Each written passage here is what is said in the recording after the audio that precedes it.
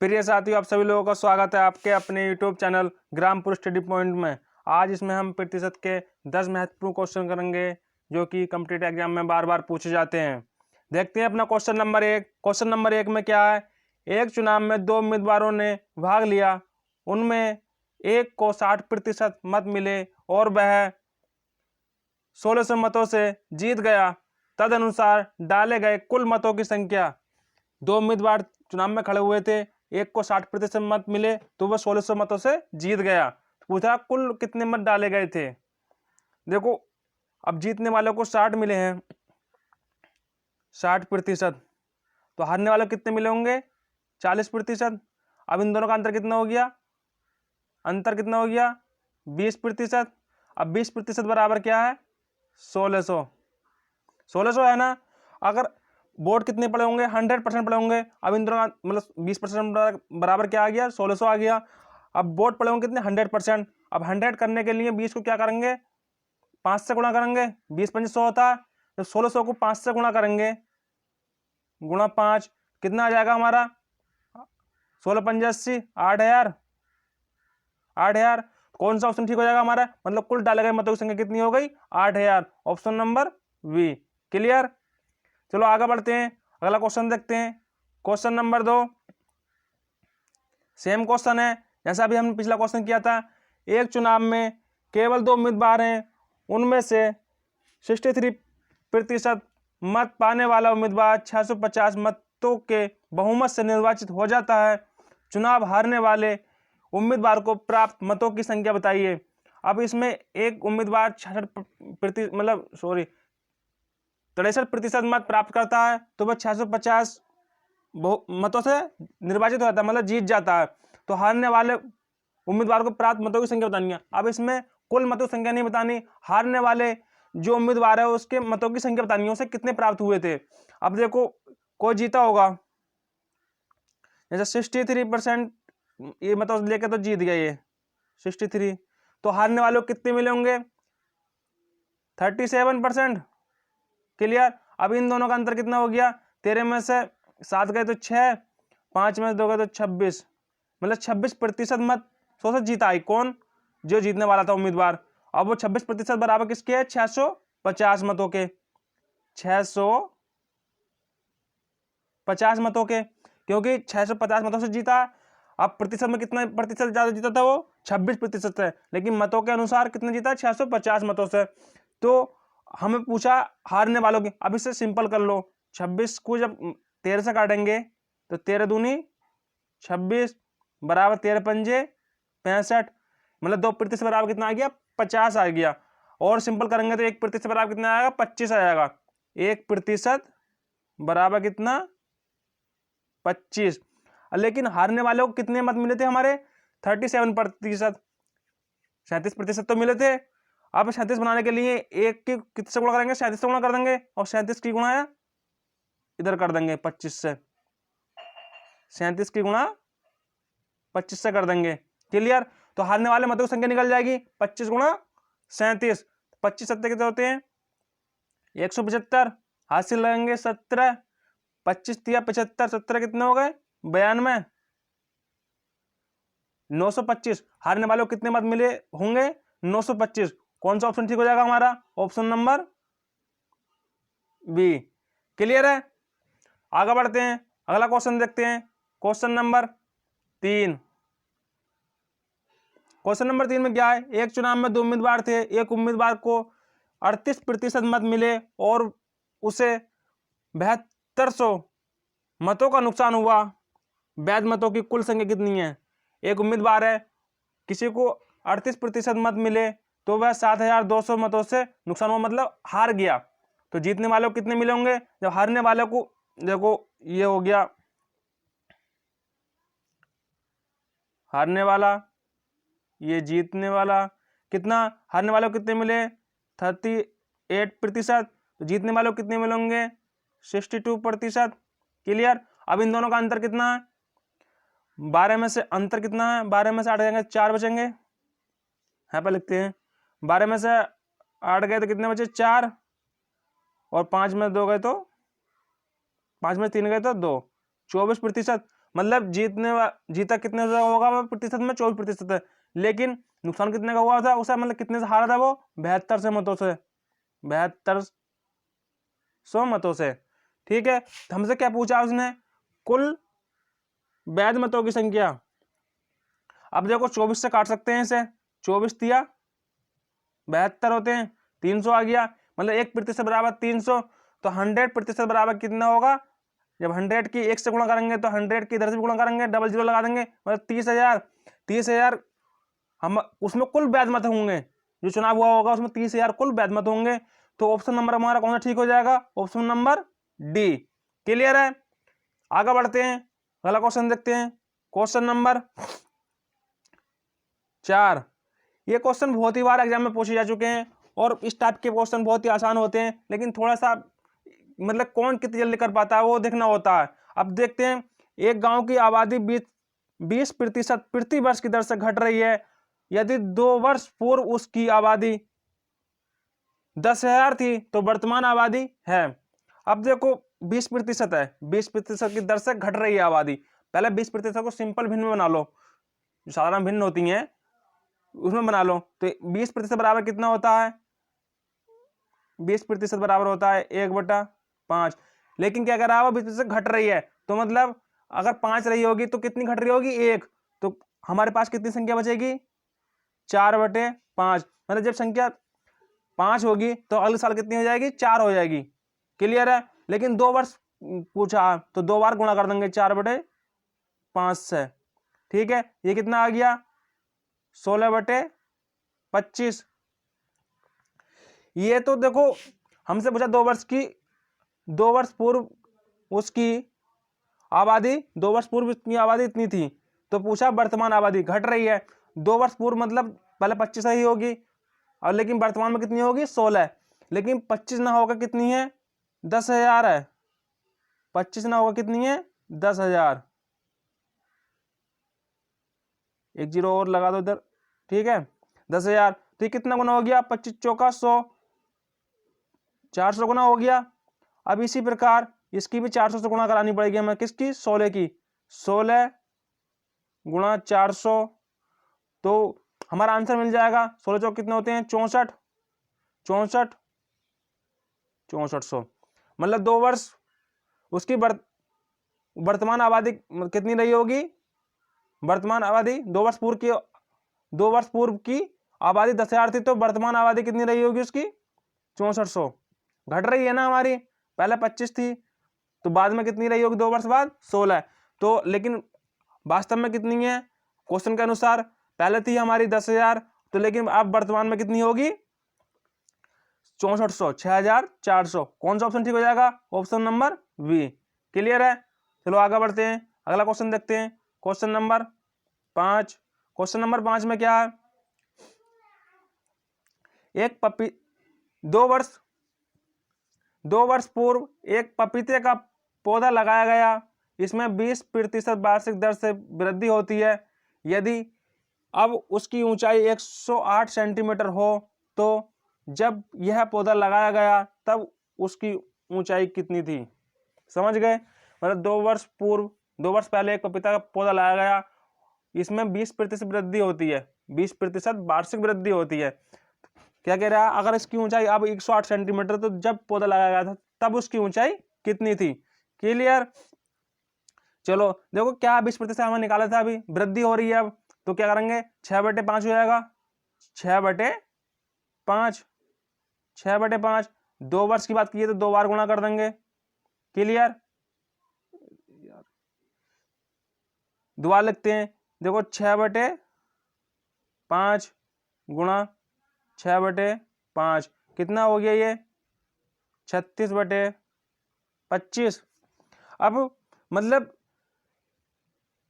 पहले कितना रहा होगा, 25, और वर्तमान में कितना रहा होगा, 36। 2 वर्ष पहले की बात कर रहा हूँ, 2 वर्ष पहले कितना रहा होगा, 25, और वर्तमान में कितना होगा, 36। लेकिन उसने हमें क्या दे रखा, वर्तमान की तो ऊंचाई दे रखी है, कितनी है, 108, मतलब 36 बराबर कितना है, 108 है, 108, 36 से कितने होते हैं, 108, तो 25 की भी गुणा 3 ही बार करनी पड़ेगी हमें। जब 2 वर्ष पहले की बात करेंगे तो 25 से कितने हो गए 75। तो कितना आंसर हो जाएगा हमारा, 2 वर्ष पूर्व पपीते पेड़ पौधे की कितनी ऊंचाई रही होगी 75 सेंटीमीटर। क्लियर है?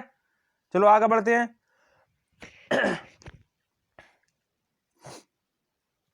अगला क्वेश्चन देखते हैं, क्वेश्चन नंबर 6। क्वेश्चन नंबर 6 में क्या है, एक शहर की जनसंख्या में 5% वार्षिक दर से वृद्धि होती है। यदि इसकी वर्तमान जनसंख्या 1,85,220 हो तो 3 वर्ष पूर्व इसकी जनसंख्या कितनी थी। सिंपल क्वेश्चन है, कुछ नहीं करना।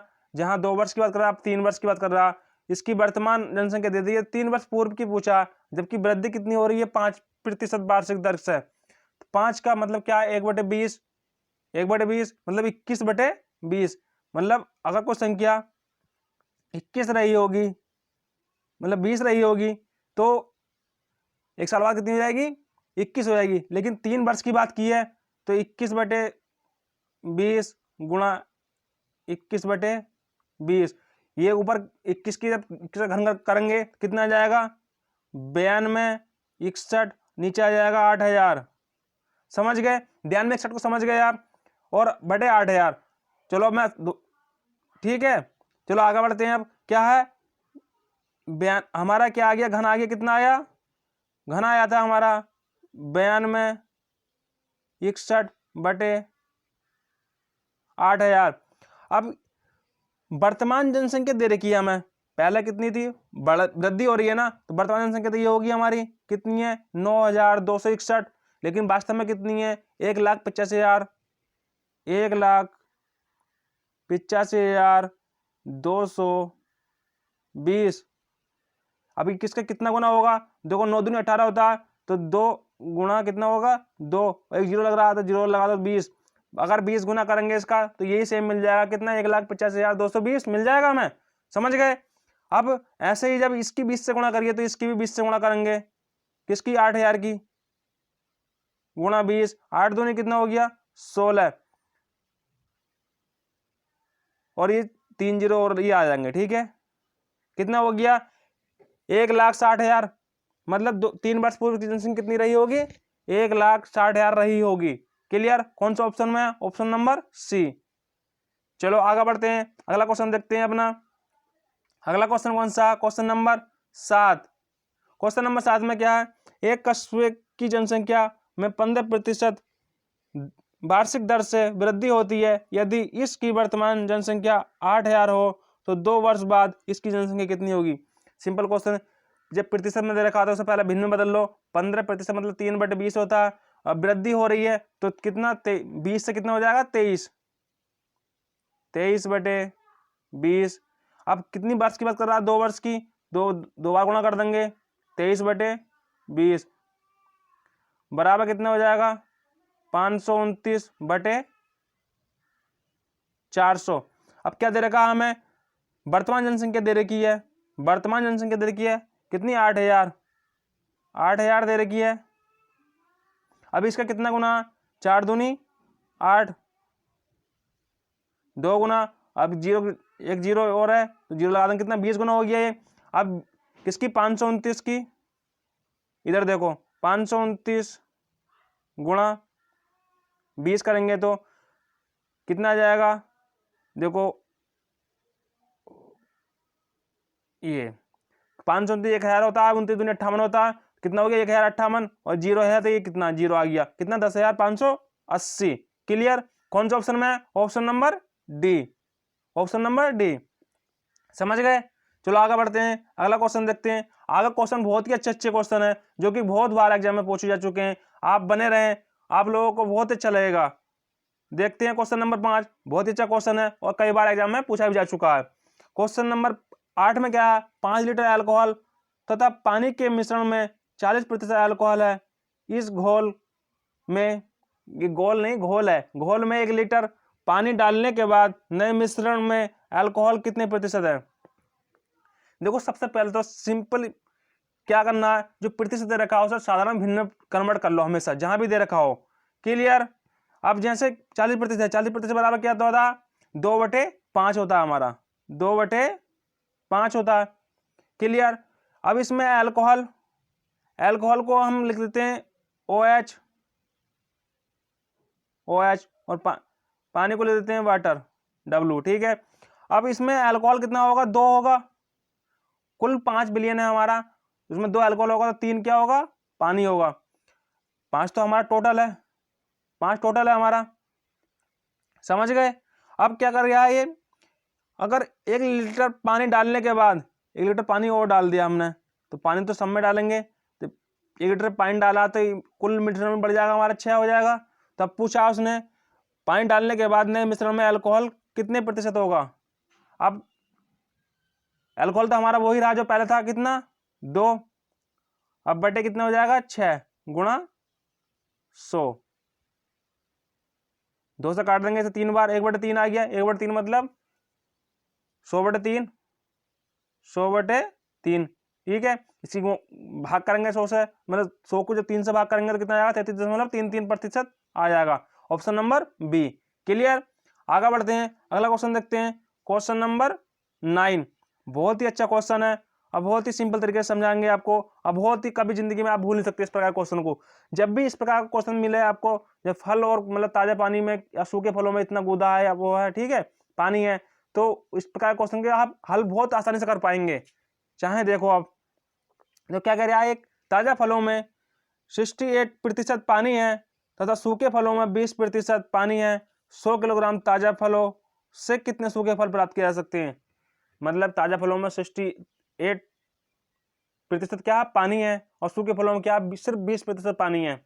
और 100 किलोग्राम हमसे पूछा क्या, 100 किलोग्राम ताजा फलों में, 100 किलोग्राम ताजा फलों में फलों से कितने सूखे फल प्राप्त किए जा सकते हैं। मतलब 100 किलोग्राम ताजा फलों से कितने सूखे फल प्राप्त किए जा सकते हैं। देखो हमें पता है 100 किलोग्राम ताजा फल है हमारे पास, 100 किलोग्राम क्या है हमारे पास, ताजा फल। अब लेकिन ताजा फलों में कितना, देखो पानी तो हमेशा चेंज हो सकता है, लेकिन जो पल्प होता है, इसमें जो गूदा होता है फलों के अंदर, वो कभी भी चेंज नहीं होगा, चाहे सूख जाए या कुछ भी हो जाए। लेकिन ताजा फलों में गूदा कितना होगा, पानी कितना 68 है, पानी मतलब पल्प कितना होगा, 32% होगा। समझ गए। अब हमसे पूछा क्या, इसमें सूखे फल कितने होंगे। मान लिया हमने कितने किलो होंगे, x किलो होंगे, लेकिन वास्तव में सूखे फलों में पानी कितना 20 है, तो गूदा कितना होगा, 80% होगा। 80% होगा ना, होगा। अब प्रतिशत कैंसिल हो जाएगा, ये हो जाएगा, देखो एक 0 से ये 0 कैंसिल हो जाएगा एक, और 8 से 8 चौक 32, मतलब x बराबर कितना आ गया हमारा, 4 धाई 40 kg। क्लियर। तो मतलब 100 किलोग्राम ताजा फलों से 40 किलो सूखे फल प्राप्त किए जा सकते हैं। कौन सा ऑप्शन में है, ऑप्शन नंबर बी। समझ गए। चलो आगे बढ़ते हैं, अब अगला क्वेश्चन देखते हैं। अगला क्वेश्चन क्या है अपना, क्वेश्चन नंबर 10। सेम क्वेश्चन है और बहुत ही अच्छा क्वेश्चन है। ताजा अंगूरों में 80% पानी है तथा सूखे अंगूरों में 10% पानी है। यदि सूखे अंगूरों का भार 250 किलोग्राम हो तो ताजा अंगूरों का भार कितना होगा। अब उसने हमें सूखे अंगूरों का भार दे दिया, मतलब सूखे फलों का भार दे दिया, पूछ लिया कि उसमें ताजा फल कितने होंगे, जब ताजा होंगे तो वो उनका भार कितना होगा।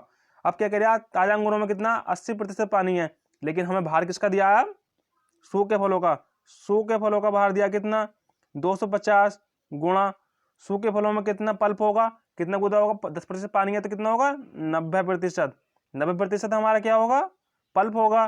अब वो किसके बराबर होगा, मान लिया कितना होगा ताजा अंगूर, इसमें ताजा अंगूर कितने होंगे, x है मान लिया हमने, लेकिन ताजा अंगूरों में पल्प कितना 20%। 20 पल्प कभी भी चेंज नहीं होता, पानी तो चेंज हो जाता है। देखो अब क्या करना, सिंपल सोल्व करना है इसे, बहुत आसानी से सोल्व हो जाएगा। तो प्रतिशत कट जाएगा, 2 से एक 0 काट दो, ठीक है। तो 25 नियमा कितने हो गए, 25 नियमा 225 होते हैं, 25 नियमा 225 बराबर क्या आ गया, 2x। 2 से इसकी भाग करेंगे इधर, कितना आ जाएगा, x बराबर हमारा, देखो 2 से भाग करेंगे, 2 ही करना 2, 2 ही करना 2, 2 दूनी 4, 2 पंजे 10, ये आ गया x बराबर। मतलब 250 किलोग्राम सूखे अंगूरों में ताजा अंगूर कितने होंगे? 1125 किलोग्राम होंगे। कौन सा ऑप्शन ठीक हो जाएगा हमारा? Option number C. समझ गए? अगर आपको वीडियो अच्छी लगी हो तो वीडियो को लाइक करना और वीडियो को शेयर ज़्यादा से ज़्यादा शेयर करना ना भूलें। आप लोगों का बहुत बहुत धन्यवाद। जय हिंद, जय भारत।